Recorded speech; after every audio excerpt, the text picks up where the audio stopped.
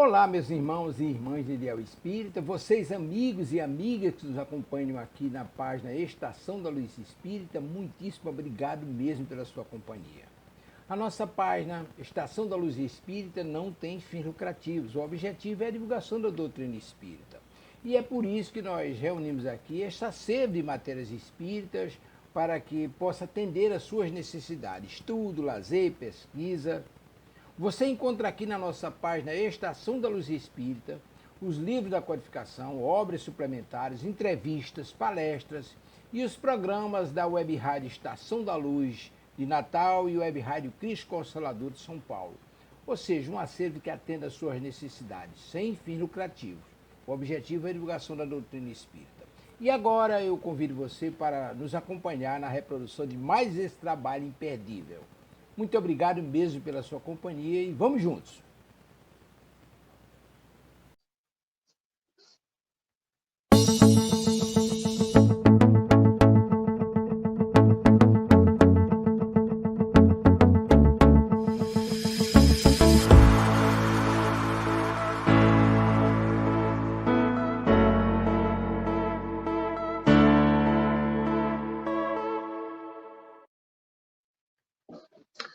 Muito boa noite a todos os nossos amigos, nossos queridos companheiros internautas que nos acompanham aqui em mais esse programa Espiritismo e Atualidade pela Web Rádio Cristo Consolador.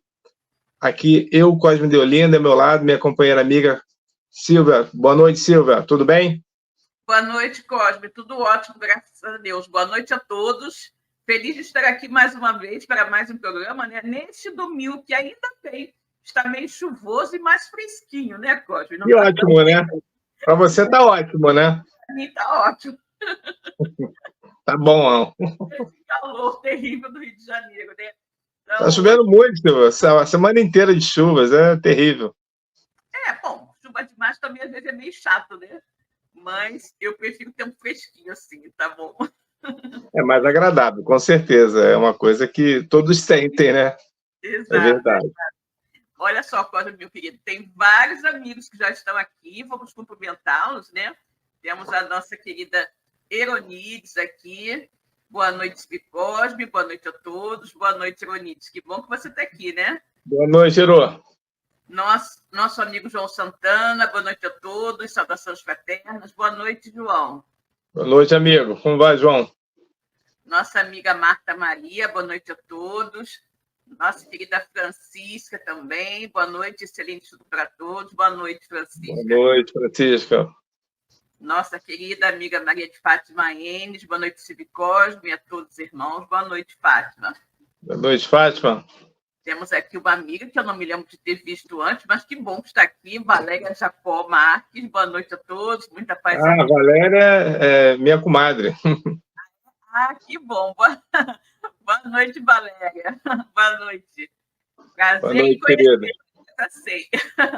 Nossa querida amiga Rosana Dias. Boa noite a todos. Boa noite, querida Rosana. Boa noite, Rosana. Nossa amiga Moniqueta Mais. Boa noite a todos. Saudade de vocês. Moniqueta, também. Você estava meio sumida, né? Com certeza. Boa noite, Mônica. Mas que bom, né? Que bom que estamos todos aqui. Conforme formos chegando os nossos amigos, a gente vai cumprimentando, né? Bom, pessoal, como nós sempre fazemos, né? A Web Rádio Cristo Consolador é uma web rádio totalmente espírita. E nós temos como hábito iniciar todos os nossos programas com uma prece de nossos queridos amigos espirituais que nos auxiliem na realização de mais um programa. Eu vou pedir ao meu querido amigo Cosme que faça por nós agora a prece de abertura do programa de hoje. Ok? Cosme, meu amigo, por favor. Sim, vamos à nossa prece. Amigo Jesus, queremos te agradecer por mais essa oportunidade, todos aqui estamos reunidos em seu nome, para a apresentação deste programa, Espiritismo e Atualidade. Estejam aqui presentes nossos amigos espirituais, os nossos guias, os companheiros responsáveis por essa web rádio, que possam nos intuir, nos conduzir para as nossas necessárias reflexões. E que, ao término dessa transmissão, todos nós possamos estar com os nossos corações mais solidários, fraternos, amigos e irmãos.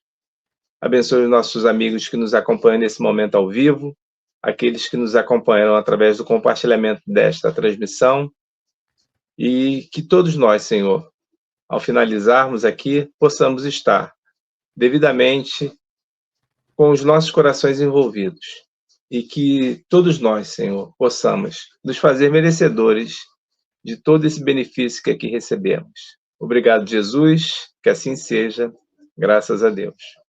Graças a Deus, né? Muito bem, gente. Vamos cumprimentar a nossa querida Luzia. Oi, Luzia, que bom que você está aqui, querida. Boa noite, amigos, bom trabalho com Cristo, graças a Deus, que assim seja. Boa noite, né? Luzia, amiga. Nossa Francisca dizendo feliz por Valéria estar conosco. Olha só. Que bom, né? Feliz demais, né? Pois é, muito bom, muito bom. Né? Bom, pessoal, vamos então agora, né, ler um trechinho do Evangelho segundo o Espiritismo, né? E que aí, para a nossa reflexão dessa noite, capítulo 5, Bem-aventurados os aflitos, né? E o item 28. Será lícito abreviar a vida de um doente que sofra sem esperança de cura? E aí temos uma pergunta de Kardec. Um homem está agonizante, preso de cruéis sofrimentos. Sabe-se que seu estado é desesperador. Será lícito poupar-lhe alguns instantes de angústias, apressando-se-lhe o fim? Quem vos daria o direito de prejulgar os desígnios de Deus? Não pode ele conduzir o homem até a borda do fosso para daí o retirar, a fim de fazê-lo voltar a si e alimentar ideias diversas das que tinha? Ainda que haja chegado ao último extremo moribundo, ninguém pode afirmar com segurança que lhe haja soado a hora derradeira. A ciência não se terá enganado nunca em suas previsões? Bem haver casos que se podem, com razão, considerar desesperadores. Mas tem uma esperança fundada de um regresso definitivo à vida e à saúde, existe a possibilidade atestada por inúmeros exemplos de um doente no momento mesmo de exalar o último suspiro, reanimar-se e recobrar por alguns instantes as faculdades. Pois bem, essa hora de graça que lhe é concedida pode ser de grande importância. Desconheceis as reflexões que seu espírito poderá fazer nas convulsões da agonia e quantos tormentos lhe pode poupar um relâmpago de arrependimento. O materialista, que apenas vê o corpo e em nenhuma ponta tem a alma, é inapto a compreender essas coisas. O espírita, porém, que já sabe o que se passa no além-túmulo, conhece o valor de um último pensamento. Minorai os derradeiros sofrimentos, quanto o puderdes, mas guardai-vos de abreviar a vida, ainda que de 1 minuto, porque esse minuto pode evitar muitas lágrimas no futuro. São Luís, Paris, 1860. Graças a Deus, né? Muito bem, pessoal. Linda essa passagem de São Luís, né? Falando da questão da eutanásia, que nós espíritas realmente não concordamos, né?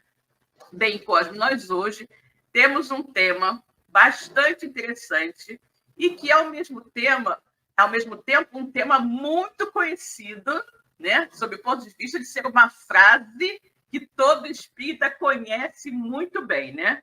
Todo espírita conhece muito bem e já deve ter falado pelo menos uma vez na vida essa frase, não é? E qual é, então, a nossa temática de hoje, Cosme? É a frase que é muito conhecida no movimento espírita, né? Semeadura é livre, mas a colheita é obrigatória.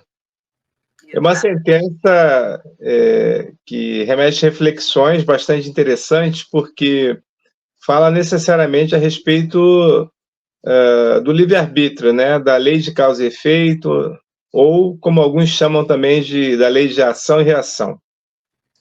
Mas eu prefiro tratá-la como Kardec abordou em O Livro dos Espíritos, lá na terceira parte, que fala das leis morais, naquele capítulo que fala da lei de liberdade, que abrange toda essa temática, né? Sobre livre-arbítrio, responsabilidade, né? E ação e reação. É muito interessante quando a gente tem essa sentença, ela me remete muito à época da Mocidade Espírita, tá, o Silvio? Porque, não sei porquê, é algo que o jovem, né, a gente fica sempre pensando exatamente, ou às vezes repetindo algumas coisas que os orientadores falam, e alguma coisa sempre fica na nossa cabeça, ainda que a gente não tenha um entendimento um pouco mais aprofundado, né? E essa sentença, a semeadura livre, mas a colheita obrigatória, sempre ficou muito marcada na minha cabeça. E sempre quando a gente começa a estudar um pouco mais profundamente a doutrina espírita, nós vamos reencontrá-la e saber exatamente o porquê. Porque o espiritismo ou a doutrina dos espíritos, né, ela não pede, ela não obriga o seu adepto, o seu praticante a nada. E isso é uma coisa que sempre me deixou assim, ué, como assim? Você não é obrigado a fazer nada? Não, porque você está livre para você agir conforme a sua consciência. E essa consciência, ela fala diretamente a respeito do livre-arbítrio, que é outro tema também muito repetido, né, nas casas espíritas, quando aborda a questão da reforma íntima. A reforma íntima é uma decisão que o ser humano, né, que o espírito toma, baseado nesse livre-arbítrio. E aí, quando você vai descamando essa questão, você vai entrar na questão da inteligência. Porque só tem livre-arbítrio aquele que tem inteligência, aquele que pode raciocinar, refletir. Porque quando você não reflete, quando você não tem consciência, inteligência para tomar a sua decisão, efetivamente você é conduzido. E o livre-arbítrio é a diferença que o homem recebe, né, o ser humano, o espírito, quando é que ele reencarna, para ele tomar as suas decisões. É muito comum na doutrina espírita muitos adeptos acharem que está tudo programado para a gente passar aqui. E nesse capítulo que fala da lei de liberdade, lá na terceira parte das leis morais do Livro dos Espíritos, os amigos espirituais de Allan Kardec, eles separam isso muito bem. O que está programado para nós passarmos, o que nós programamos no plano espiritual, essencialmente são aquelas situações mais voltadas para a questão no sentido de provas que estão relacionadas mais à parte física, orgânica, as questões de maiores desafios financeiros ou não, se é uma necessidade que você tem que passar por uma situação de riqueza, de pobreza, isso você pode determinar. Agora, as questões morais é uma decisão que o livre-arbítrio aqui você vai decidir. Então, isso é uma coisa que a gente precisa prestar muita atenção, e na Lei de Liberdade ela fala sobre isso, para a gente poder entender que nós não somos marionete, nós não somos um joguete. E até o final, nós podemos resistir às tentações, segundo nos informam os amigos espirituais. Uma situação que a gente, às vezes, se deixa conduzir por uma questão de vício ou vontade ou um desejo maior, é porque, efetivamente, a nossa vontade, o nosso desejo de resistir, ele não foi soberano. Mas isso nós não podemos delegar que é algo que alguém nos induziu, porque a decisão é unicamente nossa. E é por isso que, quando você pede um conselho, muitas pessoas dizem o seguinte: se conselho fosse bom, nós não daríamos, nós venderíamos. Nenhum bom espírito vai dizer para qualquer um de nós o que nós devemos fazer. O que nós devemos fazer, nós devemos refletir e tomar a nossa decisão, ainda que essa decisão ela não seja a mais perfeita, a melhor, que nós vamos, que vai nos beneficiar em alguma coisa. Cosme, na verdade, né, os amigos espirituais, eles não vão nos obrigar, né, a fazer nada, eles vão nos aconselhar efetivamente, né? Os espíritos, eles, de uma certa forma, eles nos aconselham com as suas intuições e tudo mais, né? Mas a decisão final é sempre sua, como você bem disse. A nossa vontade, ela é soberana, né? Nós vamos fazer, no final das contas, o que nós quisermos fazer.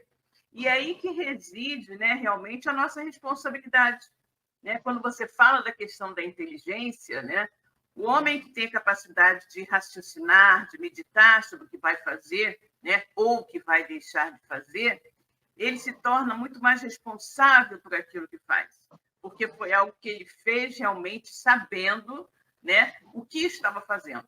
Quando nós não temos essa capacidade, nós temos instinto para suprir, né, as nossas decisões.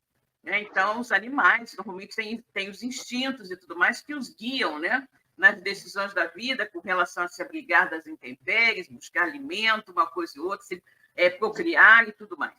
Né? Mas nós, né, como seres inteligentes da criação, Deus nos deu a inteligência para que nós pudéssemos, ao longo do tempo, através das nossas diversas experiências, ir adquirindo conhecimento suficiente para melhor discernir, né? Melhor discernir o que nós podemos fazer, o que nós devemos fazer, o que nós não devemos fazer. Na verdade, né, tudo nos é lícito, né, mas nem tudo nos convém.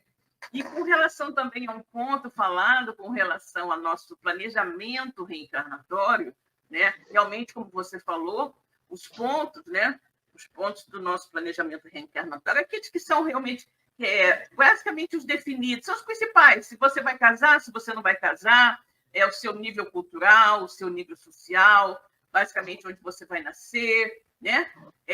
A família que você terá, esses pontos básicos, né? Mas como você efetivamente vai se comportar, né? Com a fortuna que, de repente, você vai nascer afinhoado com ela, né? Ou com a inteligência que você vai também nascer com uma grande inteligência.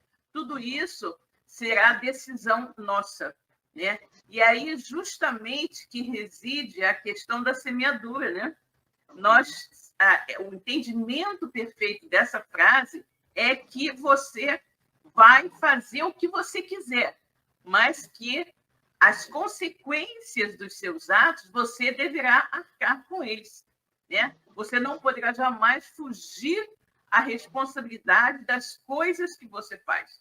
Daí a semeadura ser livre e a colheita ser obrigatória. E tem um outro ponto bastante interessante, Cosme, para reforçar esse ponto que você falou da nossa colocação, da nossa moralidade, como nós vamos nos comportar, é que muitas vezes, né, em nosso planejamento reencarnatório, estão previstas determinadas situações, né, que serão situações de dor e sofrimento, em virtude de algo que tenhamos feito em vidas anteriores. Porém, né, isso não é absolutamente determinante, porque, como disse o apóstolo Pedro, né, o amor cobre a multidão dos pecados. Então, nós não necessariamente, se estava no nosso planejamento reencarnatório, né, porque numa vida anterior nós causamos, de repente, a perda da vista de alguém, né, alguma coisa assim, ou a perda da mão, do braço, de quem quer que seja, não necessariamente na outra existência nós iremos passar exatamente por aquilo. Por quê? Porque o meu comportamento pode mudar aquilo tudo, né? Então, se estava previsto que eu fosse perder, de repente, o braço num acidente qualquer, né? O meu comportamento, sendo uma pessoa boa, caridosa, amiga, fraterna, justa, né? Vivendo segundo as leis de Deus, eu posso vir até sofrer o acidente, né? Mas as consequências desse acidente não serão tão graves como se eu não tivesse sido uma boa pessoa, né? O que fez... Você pode atenuar o resgate da prova, não, mas não é que você não vai passar por aquilo. Exatamente. Você vai atenuar o resgate da prova. Exatamente. Atenuar. Então, é aquela Porque questão, né? É lei de causa e efeito, não adianta. O que a gente semear, nós vamos colher. Essa colheita ela pode ser um pouco mais amarga ou pode ser suavizada, depende de nós. Exatamente. Aí tem aquela historinha, né, Cosme, que fala do homem, né, que era uma pessoa boníssima, um operário boníssimo, ajudava todas as pessoas na empresa, na firma onde ele trabalha, na indústria, todo mundo gostava dele, é uma pessoa estimada por todos, né? do posto mais alto da empresa ao posto mais simples, né? E aí, um dia, esse homem, que também era espírita, né? Estava lá trabalhando na máquina, sofreu um acidente, né? E se machucou, né? E aí, o que acontece? Quase perdeu a mão, né? O braço, aquela coisa toda. Ele foi levado às pressas para o hospital, todo mundo muito preocupado com ele e tal. E aí ele começou a pensar, né? Quando ele saiu do hospital, ainda com o braço, com a mão machucada, aquela coisa toda, ele começou a pensar, né? Puxa vida, eu sempre fui uma pessoa tão legal, assim, assado, né? Ele não tinha entendido muito bem a história, né? Por que eu fui passar por essa situação? E aí ele vai à casa espírita e à noite, né? Lá na reunião mediúnica, o amigo espiritual se apresenta e diz: olha só, meu amigo, na verdade, você deveria ter perdido seu braço todo em virtude de erros cometidos em vida anterior. Mas como você tem esse comportamento, você só perdeu um dedo, alguma coisa assim, né? Na verdade. Então, essa história é bastante conhecida também no meio espírita, né? Porque a pessoa tinha realmente que passar por uma prova, né? desse tipo, mas o comportamento dela, a maneira de ser, né? Fez com que ela atenuasse bastante. Então, gente, o que nós temos que fazer é plantar boas sementes, né? Plantar boas sementes o tempo todo, né? Sem dúvida alguma, né? Exatamente. E é interessante, Silvia, porque a questão da responsabilidade, ela está atrelada a essas condições. Por quê? Porque a partir do momento que você toma uma decisão, você assumiu responsabilidade. Até digamos o seguinte, não só com as nossas convivências familiares, mas as convivências que nós temos no trabalho, as convivências sociais, elas estão atreladas assim. Porque as pessoas dizem assim: mas eu não faço mal a ninguém. Isso é o que a gente acha. Mas uma pessoa pode se tornar um verdadeiro adversário, um verdadeiro desafeto, apenas com o nosso jeito de ser. Exatamente, Cosme, exatamente. E às vezes você nem sabe por que a pessoa está te lançando ali pensamentos, aqueles dados inflamados de ódio, você não sabe exatamente por quê. Emmanuel fez um estudo sobre isso que você está falando aí, né? E, se eu não me engano, na semana passada, no programa que eu faço às quintas-feiras, às 18h30, o Evangelho segundo Emmanuel, esse tema foi abordado, né? Existem 2 tipos de desafetos que nós temos na vida. Existem aqueles, né, que não gostam da gente porque não gosta mesmo. Não vou na sua cara, nunca fui e pronto, né? Isso aí você não pode fazer nada, né? Meu santo não vai cuidar filhos. Alguém já ouviu falar isso aí, com certeza. Meu santo não vai cuidar. Com seu, aquela coisa, né?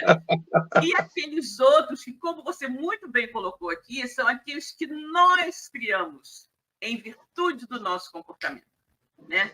Em virtude da nossa maneira de ser, nós criamos essa animosidade, né, das pessoas para conosco, né? A gente, às vezes, é uma pessoa, de repente, mal-humorada, uma pessoa carrancuda, uma pessoa que nunca está disposta a ajudar ninguém em coisa alguma, né?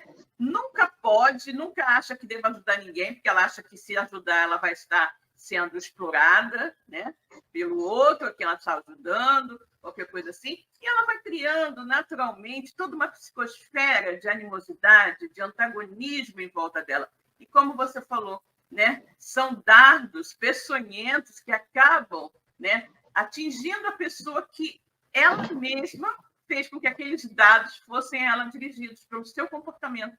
Então, o nosso comportamento, gente, é muito importante. O que nós falamos, né? O que nós fazemos no convívio em sociedade é extremamente importante.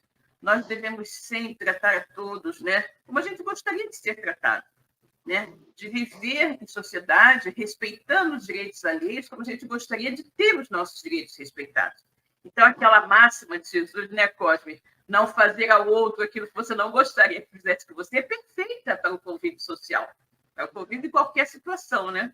Então, a gente não pode esquecer disso, porque quando a gente faz a coisa errada, né, a gente sempre vai ter a reação, né, correspondente àquela nossa ação, sem dúvida alguma, né? A gente... Deixa eu só comentar rapidinho, Cosmo. A Elaine Mânima, né? A Elaine Baima, boa noite a todos. Boa noite, Elaine. Boa noite, Elaine. A nossa querida Kátia Moreno também. Boa noite, Cristina Cosme, a todos. Boa noite, Kátia. Que bom que você está aqui. Boa noite, Kátia. Muito bem. Cosme, meu querido, por favor, fale. É sempre bem interessante essas situações todas que a gente está abordando aqui, e elas fazem parte do dia a dia, né? Do nosso... Porque as nossas vidas, elas são um ato contínuo de decisões, tomadas de decisões. Nem sempre a gente vai tomar a decisão mais certa. Às vezes a gente erra. E é muito atrelada essa questão desse mundo que nós vivemos ao nível de espíritos que nós somos. Pelo menos eu me acho dessa forma, muito errado e procurando sempre, com os erros, acertar. Mas nem sempre vai ser possível isso. Eu puxo o tema para a questão hoje do que está na tela, que é o filme Os Mensageiros, né? Que na realidade é o nosso lá 2, mas é a continuidade daquele livro segundo da obra do Chico, né? Da psicografia do Chico com o André Luiz. E, basicamente, a essência da obra, dessa obra Os Mensageiros, ela fala exatamente sobre isso. No plano espiritual, todos nós somos preparados, recebemos as orientações necessárias e absorvemos todo esse conhecimento, e a Terra serve como educandário, como escola, para que a gente coloque em prática aquilo que a gente já aprendeu na erraticidade, ou seja, no mundo espiritual. O problema, segundo nos relatam os amigos espirituais, é que quando a gente adentra o corpo físico, a carne, a gente esquece de tudo. E aquelas lições que aparentemente pareciam estar completamente entendidas, compreendidas, refletidas, que são consequências das escolhas que nós programamos no plano espiritual, para aquelas básicas para a gente poder passar aqui, a gente acaba esquecendo. E não só esquece, como também a gente toma as decisões no sentido moral, como nós éramos antes de receber essas instruções. Então, o livro, não sei se você lembra dos Mensageiros, mas ele fala sobre os espíritos completistas. E a maioria de nós não somos espíritos completistas, ou seja, nós não completamos aquilo que nós planejamos no mundo espiritual. E as várias histórias, né, que tem no livro, né, e que seria impossível você abordá-las diretamente, eu acho que num filme, não dá para você fazer isso, mas você pode puxar uma ou outra, fala exatamente sobre isso. Por quê? Porque é o ato de você tomar a decisão certa, é você tentar refletir. Mas uma coisa é importante, Silvio. Relatam os benfeitores, os amigos espirituais, que é uma torcida muito grande para que a gente não desvirtue do caminho que a gente tinha traçado, para que quando a gente reencarnasse, a gente buscasse. E é muito comum a gente esquecer aquela trajetória e tomar o caminho mais curto, a porta mais larga, porque a gente, de uma certa forma, é a nossa infantilidade espiritual. Então, a questão do livre-arbítrio, da responsabilidade, da tomada de decisão, da lei de causa e efeito, ela é, na realidade, consequência, não uma punição divina, mas uma inconsequência de uma atitude, de uma decisão equivocada que, às vezes, nós tomamos e que faz parte desse crescimento espiritual que nós estamos buscando.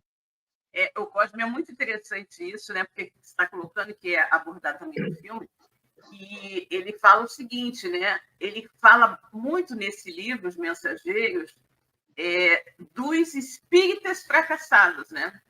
Dos espíritas fracassados. O André estava certíssimo contigo. Não tem que falar de outra religião, tem que falar de nós. Exatamente. O Hospital Esperança, que o próprio Eurípides pede para Jesus, é para espíritas fracassados. Exatamente. E eu sempre falo, né, que nós espíritas, né, a gente sabe tudo. A gente sabe tudo, a gente sabe quem somos, de onde viemos, para onde vamos, e sobre tudo o que nós estamos fazendo aqui. Então, quando a gente se equivoca, né, assim, bem mais grave, porque a gente sabe coisas que muitas outras pessoas não têm conhecimento. E aí, você falou do esquecimento, né? Isso é muito interessante. Por quê? Né? Por que uns esquecem o compromisso assumido e outros não esquecem? No livro mesmo, nós temos essa situação, né? No filme mesmo, ele coloca os maridos meio que esqueceram o compromisso, mas as esposas estavam com ele. Todos eles assumiram realmente o compromisso juntos, as esposas não, né? As esposas não, e elas, inclusive, completam, né, o que eles vieram fazer. Isso é bastante interessante, né? Quando a gente observa isso, né? Que os amigos espirituais, eles fazem tudo. Eu sempre digo que nenhum planejamento reencarnatório é missão impossível, né? Todos os planejamentos reencarnatórios são totalmente execuíveis, né? Nada é excepcional que você não consiga fazer, que é difícil, se aquilo. Mas nós temos essa dificuldade. É por isso que a gente vem para, como um aluno de escola, né? Provar se a gente aprendeu ou não a lição, né? Nós tivemos uma vida anterior, a gente cometeu um determinado erro, aí a gente voltou para o plano espiritual, estudou, aprendeu, se programou para voltar e fazer a prova. E aí aqui, às vezes, né, ou muitas vezes, a gente comete o mesmo erro. Tem um livro muito interessante que aborda muito bem esse assunto, é um livro intitulado Medida Drástica. Medida Drástica. De quem é o livro? A médium é Wanda Canuti. Eu conheço. Né? Wanda Canuti. E, se eu não me engano, o espírito que ditou é essa de Queiroz, se eu não me engano. Não tenho certeza, tá? Mas a médium, com certeza, é Wanda Canuti. A Wanda não é aquela que psicografou o relato do Getúlio? Sim, livro do Getúlio? Também. Exatamente. Ela mesma. Getúlio e Duas Vidas, né? Ou em Duas Vidas. Dois mundos. Em dois mundos, ela mesma. E nesse livro, ela relata, tipo assim, algumas encarnações do mesmo espírito que sempre cometia o mesmo erro, né? Sempre cometia o mesmo erro, né? Ele vinha numa situação, cometia o erro.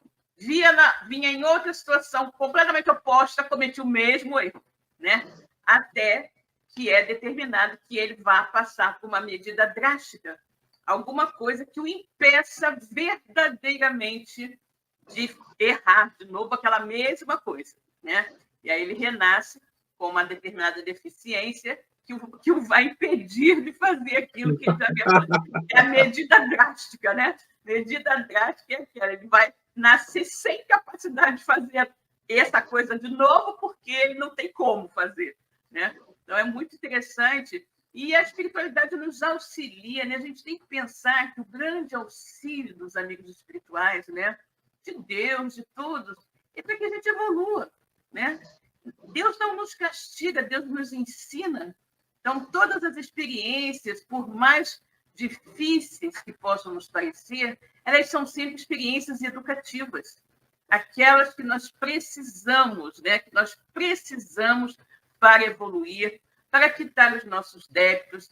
Então, nós temos que pensar muito nisso. Eu sempre penso nisso, né? Eu sempre tento botar na minha cabeça, né, que qualquer coisa que aconteça é o certo, é o que tinha que acontecer. Óbvio que nós não vamos ficar ociosos, né, esperando que as coisas simplesmente aconteçam. Nós vamos fazer tudo que estiver ao nosso alcance, dentro da lei, dentro da correção, para conseguir aquilo que nós almejamos. Porém, se apesar de todos os nossos esforços nós não conseguirmos, é porque realmente não era para ser, né? Não era para ser. E aí a gente pensa, né? Deus sabe muito mais do que eu aquilo que me convém. Então, se ele, né, permitiu que fosse assim, é porque era o melhor mesmo para mim, né? Com certeza. Nesse tema da questão da lei de liberdade, aí, quando a gente fala de livre-arbítrio, há um assunto que é atrelado à questão da fatalidade. E o livre-arbítrio é uma decisão que a gente toma. Então, por exemplo, se a gente toma uma decisão de matar alguém, é uma decisão nossa, não é uma situação de que não foi o espírito do mal, não foi o capeta, não foi o diabo que me incitou para isso. É porque, na realidade, as companhias dos meus pensamentos, elas estão atreladas a irmãos que pensam exatamente dessa forma. E que aí, efetivamente, encorajam para você, de uma certa forma, a tomar sua decisão. Até a questão própria do suicídio, conforme você leu aqui no texto de abertura aí do Evangelho, né? Bem-aventurados os aflitos. A questão do suicídio é uma decisão do espírito. Então, a questão... nós fomos programados para fazer o mal? Não, ninguém foi programado para fazer o mal. É uma decisão nossa. E mesmo nos casos de fatalidade, que é alguma coisa que a gente sempre coloca como foi uma fatalidade que aconteceu e que, portanto, fulano de tal não merecia essa situação. Nessa lei de liberdade, fala sobre a questão da fatalidade. E eles lá relatam, Kardec, junto com a resposta dos amigos espirituais, e que fatalidade só existe de fato quando a gente chega ao planeta e quando a gente sai. Porque a gente não sabe efetivamente quando chegamos e quando vamos sair. Porque é uma decisão que a gente escolhe, mas o momento exato não. Então, todas essas situações, vejam como elas estão muito mais em nossas mãos do que, essencialmente, a gente pode colocar a culpa em terceiros. Porque, às vezes, nós não somos felizes ou a gente não consegue situação determinada porque a gente culpa o chefe, a gente culpa o esposo, a esposa, a gente culpa o filho, a gente culpa o vizinho, que tem olho grande. A gente culpa um monte de gente e a gente, efetivamente, não olha para dentro de si. E quando Jesus nos afirma que nós temos dentro de nós a centelha divina e que todos nós podemos muito mais do que nós imaginamos, basta buscar isso interiormente, isso é muito profundo, muito forte. Significa que cada um de nós tem um significado para Deus. Nós não estamos soltos como uma folha de papel ao ar, transitando de um lado para o outro. Existe uma necessidade da nossa existência. Existe um objetivo. E esse objetivo maior fica simplificado na sentença de João, na sua primeira epístola, quando ele diz que Deus é amor. Se Deus é amor, e nós não podemos duvidar disso, ele só quer o amor para nós. É a própria sentença do Cristo quando diz o seguinte: se vós, que sois como sois, não entregaria uma pedra, né, um pedaço de pau, se o vosso filho pedisse um pão, imagine Deus, o que ele prepara para todos nós. Olha, veja a comparação. Se vós que sois vós não desejaria e não faria essa maldade com o filho, imagine Deus, o que ele tem para nós.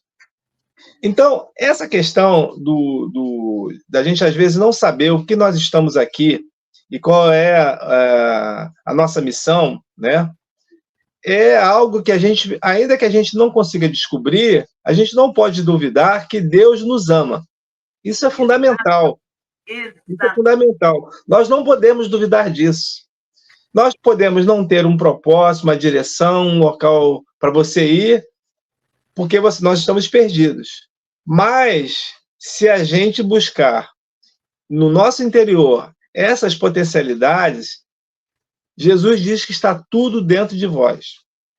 Então, nós devemos buscar isso. E onde nós vamos encontrar essas palavras, essas informações? Nas suas orientações. As suas orientações estão contidas no Evangelho dele. Evangelho. A questão do Evangelho ela é necessária. É o elixir necessário para todos os dias de nossas vidas. Não haverá um dia nessa existência que aqui nós estamos, ainda espíritos imperfeitos que somos, que nós não necessitaremos de uma gotinha de Evangelho para a gente poder amenizar isso que nós trazemos, essas oportunidades que trazemos dentro de nós. Não podemos dizer isso, que a gente não precisa de Evangelho, não precisa refletir, não precisa ouvir mais uma vez aquilo que a gente sempre escuta. de novo esse texto do Evangelho, de novo essa mesma lição, de novo essa mesma palestra? Porque se o amigo espiritual nos conduziu até a casa para que a gente recebesse ou ouvisse isso, é porque a gente ainda precisa. Ainda precisa, ainda não aprendeu, né, Cosme? A gente Ainda não não aprendeu aprendeu, ainda. né? E veja, Silvia, só para poder terminar, que esse filme, no livro, fala exatamente sobre isso. São os espíritas que faliram. Exatamente. Que não completam, apesar de terem consciências daquilo que vieram aqui buscar, que não vieram a passeio, nós não estamos de passagem, continuam se equivocando dentro dos processos de erro. E a gente não vai muito longe. Dona Ivone do Amaral Pereira, Dona Ivone, que nós conhecemos, que essa foi sempre uma espírita muito correta com tudo, na conduta, no que ela publicava, no que ela recebia, foi suicida. 2 vezes, né? E aí, o que a gente pode imaginar? Se Dona Ivone, que tinha um conhecimento, uma vivência de vidas passadas tão ricas, né? Tão cheia de informação, ela titubeou em determinados momentos, caiu, vacilou, imaginemos nós. Nós não podemos não deixar de nos auto-perdoar. Nós falamos sobre isso aqui semana passada, sobre a questão da misericórdia. Nós precisamos do auto-perdão. Nós vamos errar, faz parte. Mas o que nós não podemos é permanecer no chão, decaídos. Temos que levantar, seguir adiante. Porque isso é fundamental para a gente poder seguir. Isso também é muito importante, né, Cosme, que a gente compreenda que nós não seremos dessa existência espíritos puros. Não. Né? Nós temos muita coisa, né, para corrigir. Então, se a gente conseguir corrigir algumas das nossas imperfeições, já estamos no lucro, né? Porque a nossa reencarnação não terá sido em vão, né?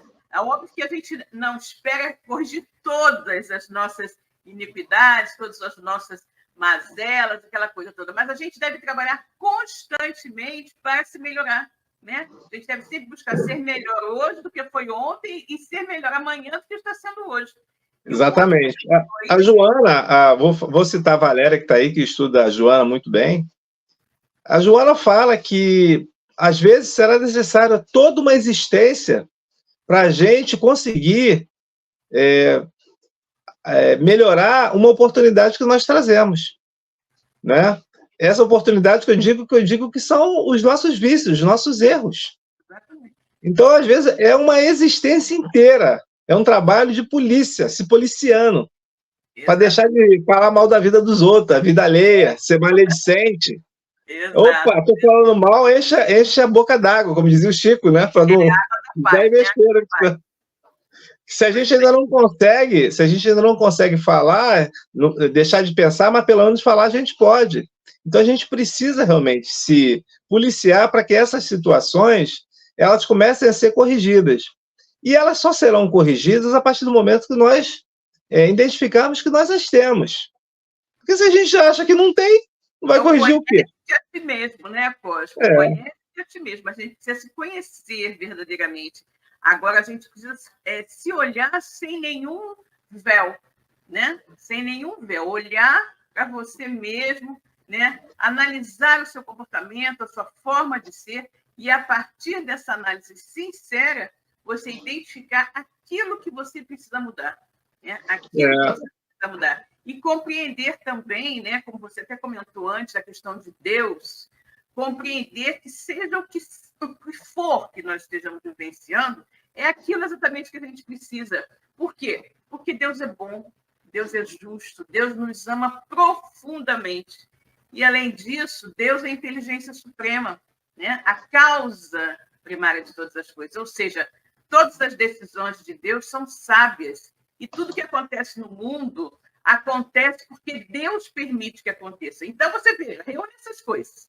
Deus é bom, Deus é justo, Deus me ama, Deus é sábio, né? Deus é sábio, tudo que acontece porque Deus permite.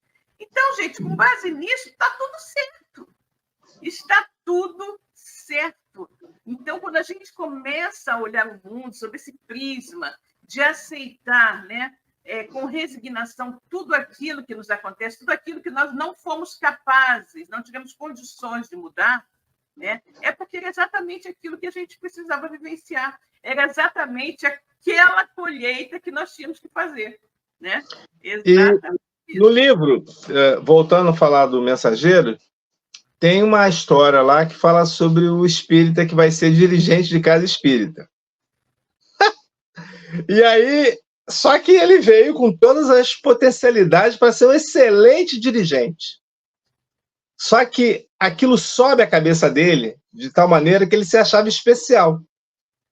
Acabou se perdendo naquela proposta que era para ele consolar corações, ser o último servidor de todos, como colocou Jesus, né? Aquele maior no reino dos céus.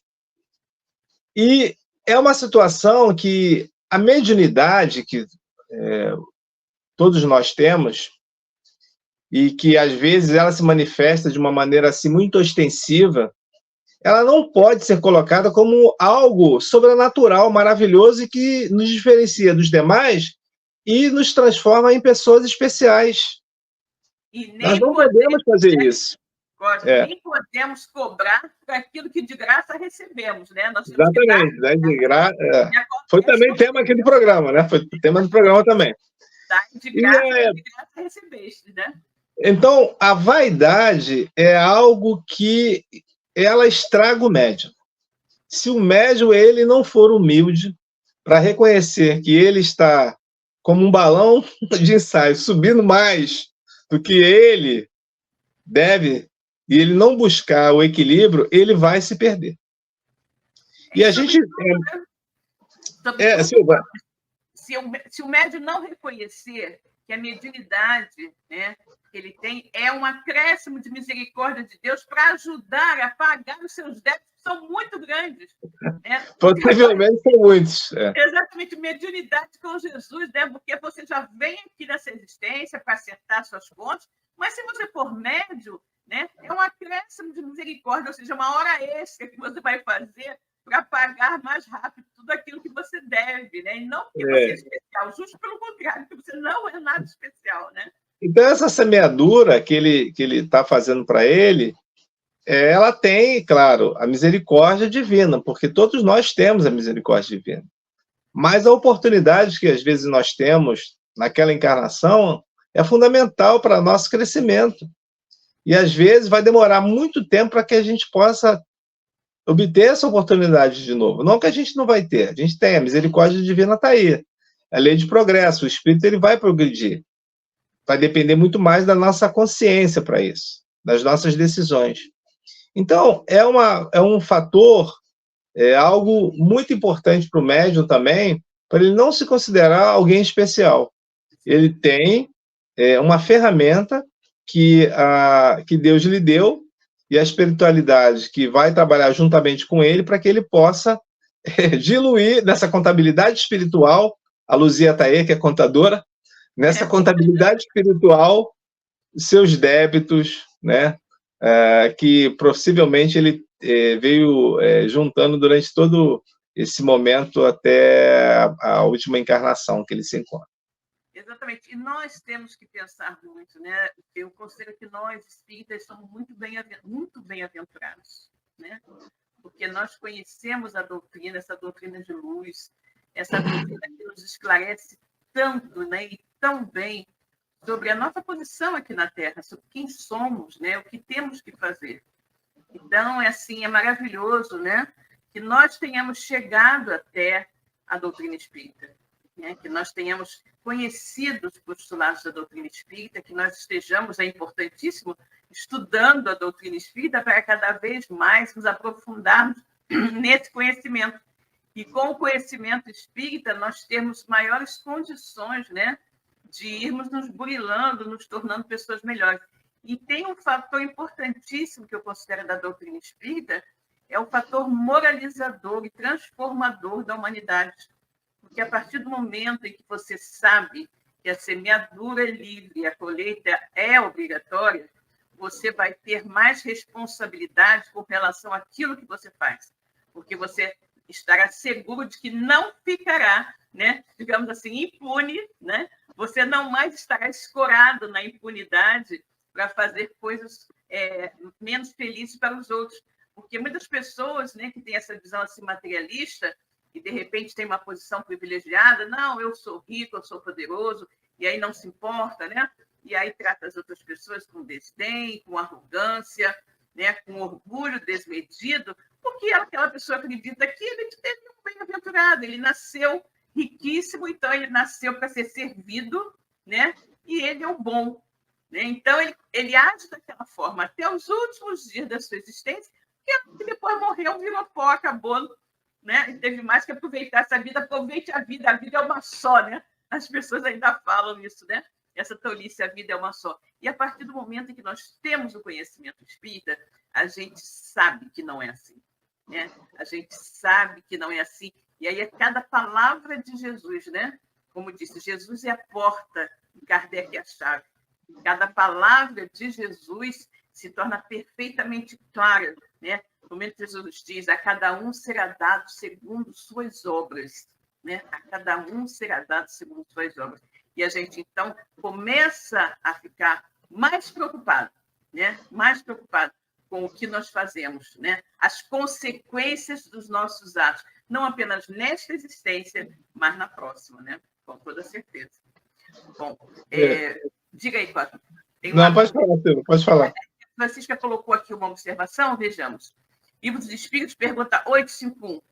O espírito, conservando seu livre-arbítrio, sempre será livre para escolher entre o bem e o mal e para ceder ou não a uma tentação. Exatamente. Exatamente. É o uso do nosso livre-arbítrio, né? E quanto mais nós conhecemos, quanto mais nós aprendemos, estudamos e vivemos, né? Maior vai se tornando a nossa capacidade, como eu falei, de discernir, né? De discernir e de bem utilizar o nosso livre-arbítrio, para que a gente não prejudique a ninguém e não prejudique, sobretudo, a nós mesmos, né? Com a nossa atitude menos feliz. Né? Exatamente. Silvia, diga. Mas eu vejo que a gente escuta, tem todo esse cabedal de conhecimento, teorias, essas situações todas que a gente tem na própria codificação e na própria vida, né? Nada melhor do que as nossas vidas são reflexos da nossa experiência, do que a gente já adquiriu até hoje. E o Espiritismo, como a gente falou aqui do início, ele não nos cobra nada, efetivamente, ele não nos condena a nada. A doutrina espírita não nos condena. Por mais que você se equivoque, por mais que você faça algumas situações de equívoco, porque ele reconhece que nós não somos perfeitos, mas ele pede apenas que a gente reflita sobre o que nós estamos fazendo. Porque isso é importante para que a gente possa modificar as nossas condições. Porque o sofrimento, ele é inerente à questão das decisões equivocadas, erradas. A gente sofre pela falta de não acompanhar a orientação do Mestre Amado no que ele nos abre como oportunidade de felicidade. E quando a gente pergunta para qualquer um se você deseja ser feliz, é claro que as pessoas vão dizer que sim. Ora, se nós desejamos ser felizes, então por que essa felicidade a gente, de uma certa forma, não alcança? Aí a própria Francisca que está aí vai dizer assim, mas o Livro dos Espíritos diz que aqui é um planeta de provas e expiações e que aqui o sofrimento é imenso. Sim, mas não significa que nós não podemos ter momentos de felicidade. Felicidade por colocar na boca de alguém que necessita, né, um pouco de comida, ajudar alguém que necessita com uma palavra fraterna, com um abraço, e, de uma certa forma, ser útil é muito importante. Porque você não precisa ter recursos materiais volumosos para você fazer alguém feliz. Não é necessário. E o que o segundo a orientação de Jesus é que ele diz, ama a Deus e ama o próximo. Ele pede para que nós nos amemos como ele nos ama. E isso é fundamental. Talvez essa questão do amor do Cristo, que ainda não foi entendida na sua complexidade que ele nos pede, porque a gente coloca um monte de ifs, mas não é da minha família, mas não é da minha religião, mas não é da minha cor, Ah, mas não é do meu país. Ah, a gente coloca um monte de situação. E não existe isso nessa mensagem. Ama o próximo, indistintamente. O próximo é quem está próximo a você.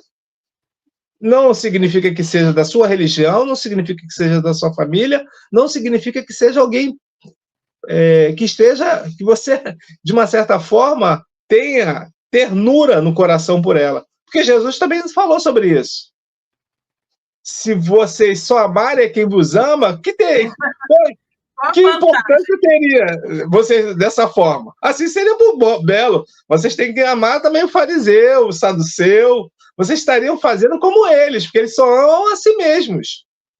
Então, essa é uma lição realmente do Cristo que é muito forte. E ela parece algo assim simples, mas quando você coloca, mas gente, como é que ele vai colocar que nós devemos amar a todos? Esquecer os ifs e simplesmente amar de coração aberto, né? Amar com profundidade, amar como ele nos ama. E é isso que ele nos pede. E ele diz que seria muito mais simples. E é uma orientação que está aí. E, ao mesmo tempo, a gente não consegue seguir isso. Exatamente. Bem, Cosme, o tempo voou, né? Chegamos ao final do nosso programa já, né? Não temos mais tempo. Rápido. Muito rápido, né? Não temos mais tempo, só nos resta tempinho, né? Para fazer a nossa prece de agradecimento e nos despedir aqui dos nossos amigos, né?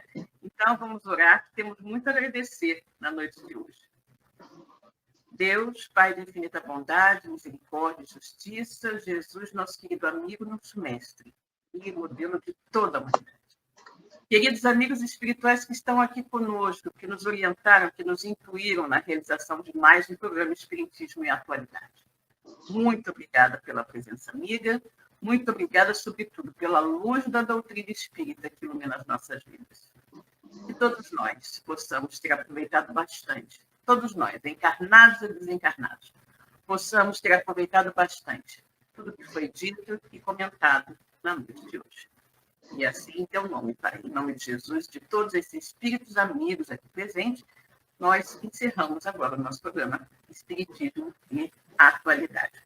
Bem, pessoal, boa noite a todos, boa noite, Cosme, né? A Moniquinha está falando, pegar os últimos recadinhos, coração mais quentinho, depois de ouvir estar com vocês. Boa semana a todos. Obrigada, Mônica, você também.